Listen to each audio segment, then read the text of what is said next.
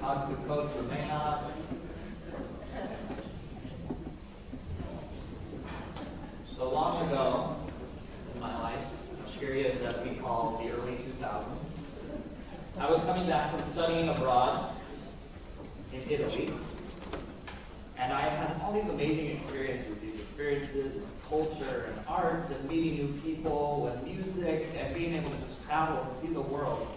And as I was coming back to school, and some of my best friends were also coming back at the exact same time from studying abroad, we had what I guess is referred to as reverse culture shock, where we were going back to South Dakota after being in some of these incredible places, and then trying to figure out where that joy and that goodness that we had while we were studying abroad, how we could fit that back in our lives in the middle of winter in South Dakota.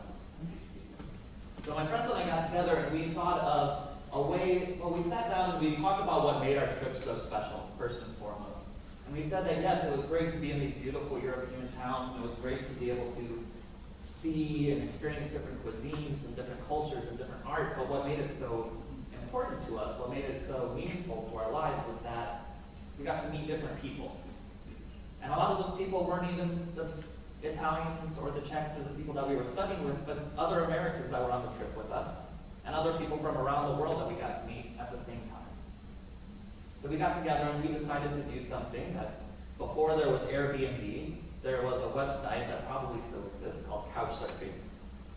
So Couchsurfing is this website where you can sign up your home for anyone who's traveling through, who's looking for a place to stay, that maybe they don't have the money to stay in a hotel, or maybe they don't want to stay in a hotel, they want to have the experience of meeting people and being able to bond with people. So you open up your house and they come, and you basically host them. And the payments are, there's no payment, they don't pay to spend the night at your house.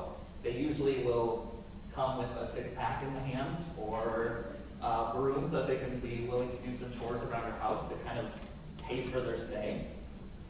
But we decided to do this in our apartment, and my friends and I met so many incredible people. It turns out that Sioux Falls, South Dakota is actually kind of a perfect middle stopping place for people doing a road trip across the country.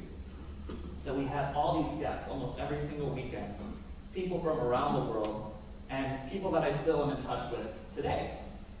And I think about that experience, this couch surfing experience every year around Sukkot, because I feel like it's really the exact parallel of what we're doing during Sukkot. That Sukkot is a pilgrimage holiday, first and foremost. It is the Chag. It is going to Jerusalem and being able to make pilgrimage. And now that we don't have the second temple, we can no longer make that pilgrimage. So it's that idea of that reverse culture shock of once we were commanded to go somewhere, now we are commanded to stay. But at the same time, we're commanded to open up our houses, to open up our Sukkot, to open up our lives to those around us. And we welcome in throughout all of Yom Tov and for Chol HaMoed, we welcome in these ushpizim, these guests. So even if we're the only ones in our Sukkah, we're still inviting people in. So we invited Abraham our first night, we invited Yitzhak last night, and we're inviting guests. It's really the ikar, it's the essence of what we're doing during Sukkot. So I was thinking about Rabbi Starr's sermon from Rosh Hashanah and the high holidays and this idea of what is the most important teaching in Judaism for us. And I think it's great that we can all have different opinions about what that teaching is. And for me, when I was thinking about Sukkot, and I was thinking about opening our houses and opening our Sukkot and opening this idea of Hachnasat Orachim, of welcoming guests, I thought that the most important teaching from the Torah for me comes from the second chapter of Genesis, the 18th verse. And it is a short and simple sentence that God says to God's self. And all it says is, "It is not good for man to be alone." I think that every single teaching that we have from Judaism comes from this basic principle, that it is not good for man to be alone. The idea of pilgrimage was so that we could make korbanot. When we were going to the Beit HaMikdash, when we were going to the temple, the idea was to go and to make sacrifices. And the word korban, the word sacrifice, comes from the word karov, which means to be close. We're trying to be close to God. now that we can no longer offer those sacrifices, we have a different kind of korbanot. We come together and we say prayers together. We open up our sukkah and we have guests come. And that idea is still present, though we're not offering sacrifices in the same way that we did during the temple days. We're still offering sacrifices that we're giving up some of the comforts of our home to move 3 feet outside, to get karov, to get closer, to welcome guests into our sukkah, to get closer to our friends and to our family, to make sure that our door is always open. And it's the same idea of korban, it's the same concept of sacrifice. And I believe with my full heart that just as the idea of a korban was to sacrifice an animal to get closer to God, that the idea of opening our houses and opening our hearts and opening our sukkah is to bring people in and to do the exact same thing, to get close to them, and by getting close to them, to be getting close to God as well.